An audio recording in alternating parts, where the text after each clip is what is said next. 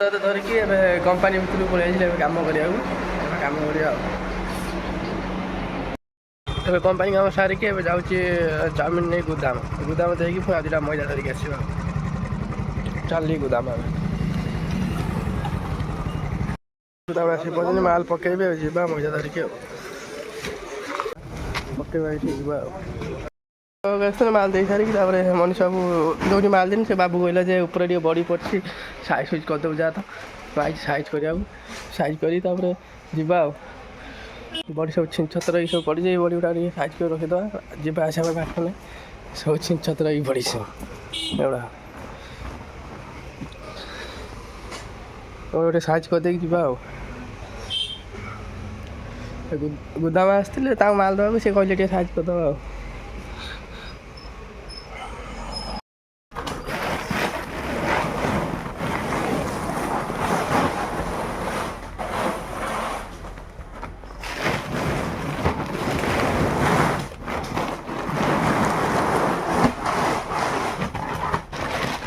ବାଟଟା ସଫା ହେଇଗଲେ ସୁବିଧା ହେବ ଜିନିଷ ସୁବିଧା ହେବ ତାଙ୍କର ଜଣେ ପିଲା ଅଛି ଯେ ସେ ଖାଇବାକୁ ଯାଇଥିଲା ଟିକେ ଅପେକ୍ଷା କରିବାକୁ ପଡ଼ିଲା ଟିକେ ଆଉ କାମ ଆଉ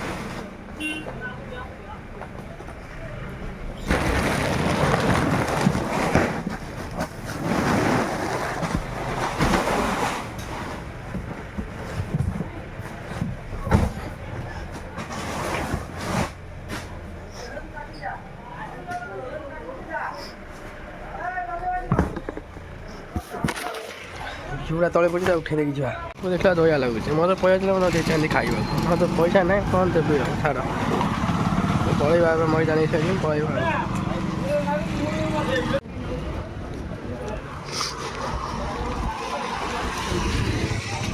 ଗୁଦାମ ପୁରା ଆଜି ଫାଙ୍କା କେହି ନାହାନ୍ତି ଗୁଦାମ ଲୋଡ଼ ହେଇଗଲା ଏବେ ପଳେଇବା ଘରକୁ ଯିବା ଖାଇବା ଭୋକ କଲାନି 4ଟା ବାଜିଲାଣି ମଜା ନେବାକୁ ଆସିଲୁ ସେ ବାବୁ ପଠେଇଛନ୍ତି ଚାହା ନେବାକୁ ଚାହା ନେଇକି ଦେବି ଦେଇକି ଘରକୁ ଯିବି ଘରକୁ ବାହାରୁଥିଲେ ଯିବା ପାଇଁ ଚାହା ପାଇଁ ପଠେଇଲେ ଯାଉଛି ଚାହା ନେଇକି ଦେଇକି ଯିବି ଆଉ ଚାହା ଦୋକାନ ଆଗରେ ଚାହା ନେଇକି ଯିବା ଆଉ ଏଠୁ ଚାହା ନେଇକି ଯିବା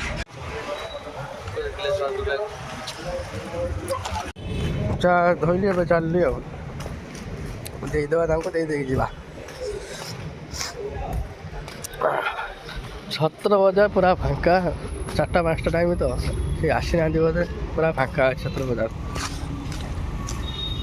ପଇସା ଥିଲେ ପାଖ 17 ବଜାର ପରିବା ନେଇକି ଯାଇଥାନ୍ତି ପରିବା ବି ଆମର ନାହିଁ ମୋ ପାଖରେ ପଇସା ବି ତ ନାହିଁ ଆଉ ଯାଉଛି ଦେଖିବା ସନ୍ଧ୍ୟାକୁ ଆସିବା 17 ବଜାର ବାବୁ ଏଇଠି ବସୁଛନ୍ତି ଦେଇକି ଯିବା ଆଉ ମଇଦା ଧରିକି ଆସିକି ପହଞ୍ଚିଗଲି ଫ୍ୟାକ୍ଟ୍ରି ଭିତରେ ଫ୍ୟାକ୍ଟ୍ରିର ମଇଦା ପକେଇଦେଲି ଆଗରୁ ଥିଲା 3ଟା ମଇଦା ଅବିକା 2ଟା ମଇଦା ଧରିକି ଆସିଲି ହେଇଗଲା 5ଟା କାଲି କାମ ହେବ ଆଉ ଏବେ ଯିବା ଖାଇବା ପରକୁ ଯିବା ବାଡ଼େ ଖାଇବାକୁ ବାଡ଼େ ଭୋକ କଲା ଏ ଶୋଇଥିଲା ଇଏ କେତେ ସମୟ ଶୋଇଛି 5-10 ମିନିଟ୍ ଶୋଇଛି ବୋଧେ ଉଠି ପଇଲୁ ଶୋଇଥିଲୁ ହଁ ଗେଲ ଥାଉ ସେତିକି ଗେଲ ମ ତାକୁ ହଁ ଏତେ ନଙ୍କଳା ହେଇଛି ନା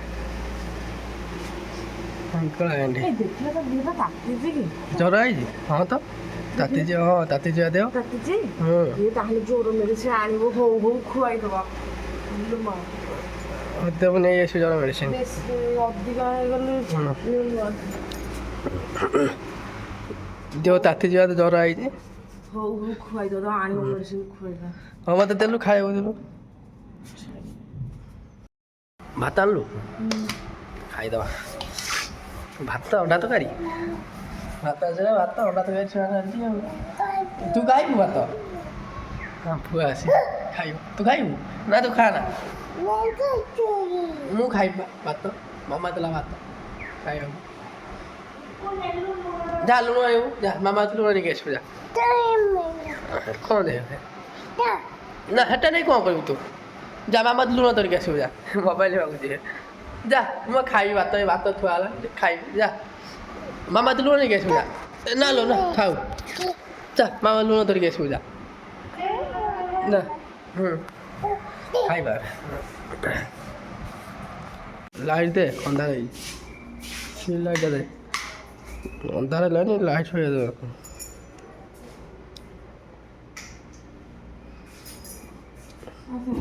ପଳେଇ ଆମକୁ ଯୋଉ ମା ଛୁଆ ଘର ପସନ୍ଦ ଯା ତୋର ମେଡ଼ିସିନ ନେଇକି ଆସେ ଯା ତୋ ମେଡ଼ିସିନ ନେଇକି ଜ୍ୱର ଆଇଲାଣି ପଳେଇ ଆ ଜ୍ୱର ଅଧିକ ହବ ଯେ ରାତିରେ ଶୋଇପାରିବି ମେଡ଼ିସିନ ଆଣି ମୋର ମେଡ଼ିସିନ ଆଣି ଆଉ ପରିବା ନେଇକି ଆସିବି ମୁଁ ଯିବି ମେଡ଼ିସିନ ଆଣିବାକୁ ପଳେଇ ଆ ତୋର ମେଡ଼ିସିନ ନେଇକି ଆସ ତୋର ତୋର କିଛି ହେଇନି ମୋର ମେଡ଼ିସିନ ତମର ମେଡ଼ିସିନ ଆଉ କ'ଣ ରୁହ ଗୋଟେ 50 ଗ୍ରାମ ହଳଦୀ ଆଣିବ 50 ହଳଦୀ ଆଉ କିଛି ନାହିଁ ପଇସା ଆଉ କିଛି ନାହିଁ ସେତିକି ଆଉ କିଛି ନୁହଁ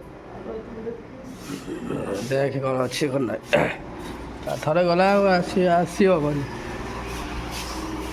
ଟମାଟୋ ଏବେ କେତେ ଅଛି ହଁ ଟମାଟୋ କେତେ ଟମାଟୋ 30 ଟଙ୍କା କିଲୋ ଏଠିକା କେତେ ମୁଁ ଜାଣିନି ଆଉ ଟମାଟୋ 5 ଆଣିଥିବ ଟମାଟୋ ରାତିରେ କିଲେ 3ଟା ଅଛି ବା 5 ଆଣିବ ଟମାଟୋ ସେ କାଲି ଗୋଦାମ ଗଲେ ଗୋଦାମରୁ ଆଣିବ ଅଦା ସରିଯାଏ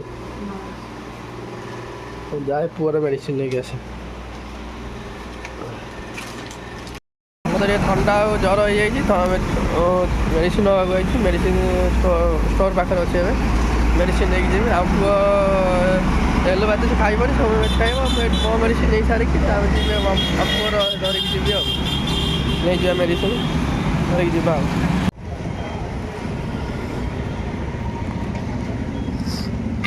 ପୋଟଳ କେତେ ଅଛି କି ପୋଟଳ 60 ଟଙ୍କା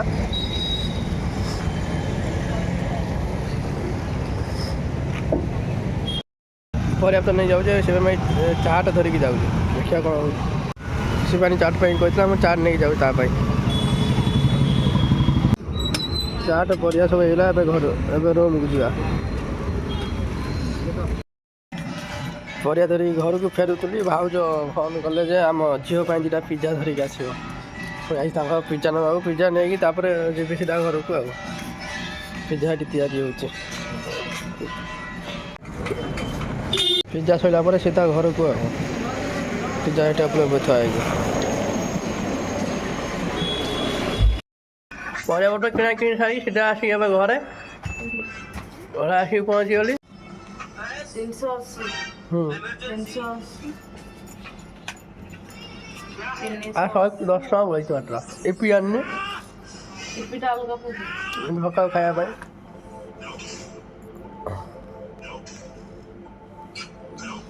ଭାବୁଛୁ କ'ଣ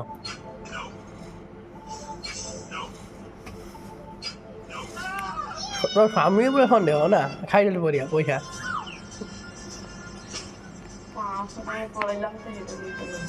500 ଟଙ୍କା ପଳେଇଲା ମୁଁ ଭାବୁଥିଲି ଯେଉଁ ଭାଉଜ ପରିବାଟା ଧରିକି ଆସୁଥିଲି ଭାଉଜ କହିଲେ ଫୋନ୍ କରି କହିଲେ ବିଟୁ ପାଇଁ ଦୁଇଟା ପିଜା ନେଇ ଆସିବା ପାଇଁ କହିଲା ମୋତେ ବିଟୁ ଯଦି ଗଲି ଟଙ୍କା ଗଲି ପିଜା ଦୋକାନକୁ ତୋତେ ଫୋନ୍ କରିଥିଲି ପେଟିସ୍ ଆଣିବା ପାଇଁ ତୁ ମନା କଲୁ ତାକୁ ଭାବିଲି ଦୁଇଟା ପିଜା ନେବି ପିଜା ରେଟ୍ ଶୁଣିକି ମୋ ଆଉ ଇଚ୍ଛା ହେଲାନି ପିଜା ଆଣିବାକୁ 80 ଟଙ୍କା ପିଜା ଗୋଟା 80 ଟଙ୍କା ମୁଁ ମୋ ଔକାତ ବାହାରେ ପିଜା ଭାବୁଥିଲି ଗୋଟେ ନେଇଛି ଗୋଟେ ନେଇଗଲେ ପଇସା ନାହିଁ 500 ଟଙ୍କା ଆଉ 120 ଟଙ୍କା ବଳଛି ପୁଣି ଆହୁରି ପରିବାପତ୍ର ଆସିବ ସେଥିପାଇଁ ମୁଁ ପିଜା ଆଣିଲିନି ଲାଷ୍ଟକୁ ଚାଟ 50 ଟଙ୍କା ସେ ଧରିକି ଆସିଥିଲି ସେଠୁ ପୁଣି ଚାଟ ତ ନେଇଛି ଆଉ କାହିଁ ପିଜା ନେବି ସେଥିପାଇଁ ପଳେଇ ଯାଇନି এইসব পিজা ବର୍ଗର ପେଟିସ୍ ଏସବୁ ଖାଇବା ଆମର ଔକାତ ନାହିଁ ଯେଉଁଦିନ ଔକାତ ହେବ ସେଇଦିନ ଆଣି 4-5ଟା ପିଜା ପେଟିସ୍ ଆଣି ଖାଇବି ନାତି ଗାଳି 10 ପିଜା 5ଟା ପିଜା ବର୍ଗର 5-5ଟା 10-10ଟା ଆଣିକି ବସିକି ନାତି ଖାଇବି ମାନେ କେବେ ଖାଇବନି ଗୋଟେ ଦିନରେ ଏକାଥରେ ଖାଇବ। ପିଜା ତୁ ଖାଇନୁ ବୋଧେ କେବେ ନା ଖାଇଛୁ? ମୁଁ ଖାଇନି କେବେ। ଆମ ଭଳିଆ ଗରିବ ଭିକାରୀ ଲୋକ ପିଜା ଖାଇବା ମୁଣ୍ଡ ପିଜା ନା ଧରିଆ ଦୂର ରହିଲାନି ଆଉ ଖାଇବା ଦୂର ଛାଡ଼। ମୁଁ ଶୁଣେ ଯାହା ମୋବାଇଲରେ ଦେଖିଛି, ନହେଲେ ମୁଁ ଖାଇନି କି ଦେଖିନି। ମୁଁ ମୋବାଇଲରେ ଦେଖିଛି। ପଇସା ହବ। ମୋମୋ ବି ଦେଖିନଥିଲି। ମୋମୋ 30 ଟଙ୍କା, ହାଫ୍ 30 ଟଙ୍କା ବୋଲି କେତେବେଳେ କେମିତି ଆଣୁଛ ଖାଇଦଉଛି। ନହେଲେ ମୁଁ ଆମ ଘର ଥିଲା, ମୁଁ ଏଇଠିକି ଆସିଲା ପରେ ମୋମୋ ଦେଖିଲି, ନହେଲେ ମୁଁ ମୋମୋ ବି ଦେଖିନଥିଲି କେମିତି। ମୁଁ ମୋମୋ ଖାଏ, ତୁ ଖାଉଛୁ ବୋଲି ମୁଁ ତୋ ପାଇଁ ଆଣୁଛି। ମୁଁ ମୋମୋ ଖାଏନି କି ମୁଁ ଆଣେନି। ମୁଁ ଦେଖିନଥିଲି ମୋମୋ, ମୁଁ ଏଇଠିକି ଆସିବାରେ ମୋମୋ ପିଜା ଏସବୁ ଆମ ଭଳିଆ ଲୋକ ଖାଇପାରିବେ। ମୋମୋଟା ଟିକେ କମ୍ ପଇସା, ଟିକେ 30 ଟଙ୍କା ନା ହାଫଟା 30 ଟଙ୍କା ବୋଲି ଚଳିଯାଉଛି। ଫୁଲ କୋବି ହେଲେ ଆମେ ଆଣିପାରିବା କି? ହାଫ ଆଣୁଛେ 30 ଟଙ୍କା। 110 ଟଙ୍କା ଲାଷ୍ଟକୁ ବଇଲା ଆଉ। 500 ଟଙ୍କାରୁ 110 ଟଙ୍କା ବଳିଲା। ଚାଟ ଆଣିଛି, ଚାଟା ଖାଇଦେ, ତୋ ପାଇଁ ନେଇକି ଯାଇଛି। ମୋ ପାଇଁ ସାଙ୍ଗ ହେଇ ଖାଇବା। ସାଙ୍ଗ ଖାଇବା, ପୁଅ ଖାଇସାରୁ। ଏକାଥରେ 500 ଟଙ୍କା ପଡ଼ିଲାଣି। 500 ଥରକରେ 500 ଟଙ୍କା ପଳେଇଲେ ମେଡ଼ିସିନ ଆଇଲା, ମୋର 80 ଟଙ୍କା ମେଡ଼ିସିନ, ପୁଅର 100 ଟଙ୍କା। ଦେହ ଖରାପ କ'ଣ ମେଡ଼ିସିନ ଖାଇବାନି ନା କ'ଣ? ମୁଁ ଶୋଇଲା ରାତିରେ ମୋ ତଣ୍ଟି ପୋଡ଼ୁଛି ମୋର ରାତିରେ। କାଲି ରାତିରେ ପୋଡ଼ିଲା, ମୁଁ 2-3 ଥର ଖାଉଥିଲି ମୁଁ ଠିକ୍ କହି ମେଡ଼ିସିନ ନେଇକି ଆଇଲି ଆଉ। ଖୋଇଦେ ତାକୁ, ଖାଇଲୁ? ବାନ୍ତି କଲା? ଜ୍ୱର ଅଛି ନା ଦୃଷ୍ଟି ଗ୍ୟାସ୍ ହେଇଯିବ ନା କ'ଣ? ଜ୍ୱର ତ ଦିହ ତ ତାତିକି ଜ୍ୱର ହେଇଛି। ବାନ୍ତିଟା ଜ୍ୱର ହେଲା ମାନେ ଯୋଉ ତାକୁ ଦିହିପରୁ ଆସିଲାନି ନା ଜ୍ୱରଟା, ତା ପାଟିକି ବୋଧେ ଭଲ ଲାଗୁନି ଆଉ, ସେଇଥିପାଇଁ ସେ ବାନ୍ତି କରିଦେଇଛି। ତା ପାଟିକି ଭଲ ଲାଗୁନି, ନହେଲେ କାଇଁ ବାନ୍ତି କରନ୍ତା। ପାଟିକୁ ଭଲ ଲାଗୁନି। ଥାଉ, ଖୁଆ ନା ଏତିକି ଥାଉ, କ୍ଷୀର ଫିର ଖାଇବ। ସବୁ ବାନ୍ତି କରିଦେଲା ବା, ଆଉ ତାକୁ ଯାହା ଆଉ ଟିକେ ଅଛି, ତାକୁ କେମିତି କ'ଣ କରିବି? କ'ଣ ଶାଗ ଖୋଉଛୁ? ଭାତ ତରକାରୀ। ଆଉ ରାତିରେ ପୁଣି ଖୋଇ ତାକୁ ଖୋଇ। ଏବେ କେତେଟା ହେଲାଣି କି? ଏବେ ତ ବାଜିଲାଣି 8ଟା। 8ଟା ହେଲାଣି ଆଉ। ସେ ଖାଇଲା ବେଳକୁ 10:30 ବେଳକୁ ଯାହାହେଲେ ଅଳ୍ପ ଟିକେ ଖାଇବନି। ଖାଲି ପେଟରେ ଶୋଇଲେ ପୁଣି ପେଟ ଖରାପ ହେଇଯିବ। ଗିନା ତ ଭର୍ତ୍ତି କରି ନେଇଯାଉଛି, ତା ଜବରଦସ୍ତି ଖୋଉଛ, ପୁଣି ବାନ୍ତି କରିବ ଜବରଦସ୍ତି। ଚାଟ ଟିକେ କାଢ଼େ ଗିନାରେ ଖାଇବା ଆଉ। ଆସି ପହଞ୍ଚି ମୁଁ ଏବେ ଏତେ ପର୍ଯ୍ୟନ୍ତ ଗାଧା ଫାଧା କରିନି। ଏବେ ଯିବା ଗାଧା ଫାଧା ଟିକେ କରିଦେବା ଚାଟ ଖାଇସାରିକି। ଚାଟ ଧରିକି ଆସିଥିଲୁ, ଏବେ 2 ଜଣ ବସିକି ଏବେ ନାଦୁଛୁ ଚାଟଟାକୁ। ପୁରା ମୌସୁମୀ ନେଇ ଖାଉଛି ଶିବାନୀ ଚାଟଟାକୁ। ଖା ମ। କ୍ୟାମେରା ଯେମିତି ଚାଟ ଦେଲେ ରଖିଦେଲି, ତୁ ମଟକା ଫାଟା ନେଇ ପୁରେଇଦେଲୁ ନା। ଖାଇବା ଦେଖିବା ଦୃଷ୍ଟି କରିଦେଉଛନ୍ତି ତ ଖାଇବାକୁ। ଆଉ ତୁ ଖାଇବ, ହଁ ଭିଡ଼ିଓ ବନ୍ଦ କରିଦେଲେ ଟାକ୍ ଟାକ୍ କରିକି ଖାଇଯିବୁ ନା। ହଉ ଚାଲାକ, ହଉ ଖା। ଟାକ୍ ଟାକ୍ କରି ଖାଇଦେଉଛି, ମଜା ଲାଗୁଛି ନା। କୁଡ଼କୁଡ଼ ଲାଗୁଛି, ଖା। ପାମ୍ପଡ଼ ଆଉ ଖାଇବ, ରାତିରେ ଖାଇବୁନି ତ ଚାଟ ଖାଇଲେ? ରାତିରେ କ'ଣ ରୋଷେଇ କରିବୁ ଖାଇବା ପାଇଁ? ଭଜା ରୁଟି। ହଉ ଖା, ତାର ଖାଇସାରି ତାର ରୋଷେଇ କରି ତାର ଖାଇବା, ରାତିରେ ଖାଇବା ଆଉ। 8ଟା ଏବେ ତ 8:30 ହେଇଗଲାଣି, ଯଦି ଖାଇଲେ ସିନା ଖାଇବା। ଖା।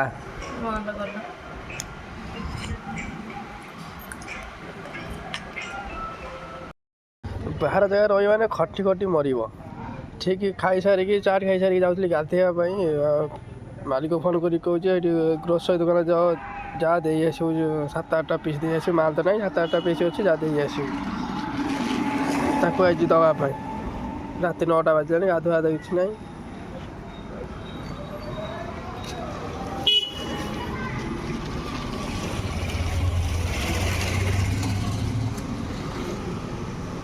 ଚାଲ ଦେଇକି ଯିବା, ତା ଗାଧୁଆ କରିବା ଆଉ। 9ଟା ବାଜିଲାଣି, କ'ଣ କରିବା? ବାହାର ଜାଗାରେ ରହିଛ ମାନେ କାମ କରିବାକୁ ବାଧ୍ୟ ଆଉ। ଏତେ ଜୋରେ ବିରକ୍ତ ଲାଗୁଛି, କ'ଣ କହିବା, କିଛି କହିପାରୁନି ଆଉ। ଯାଉଛି ଦେଇକି ଯିବି, ଘରକୁ ଯିବି ଆଉ। ସେ ଚାଉମିନ ନେଇ ଯାଉଛି, ଦେଖୁଛୁ ଯାଉଛି ଦେଇକି ଯିବି ଆଉ।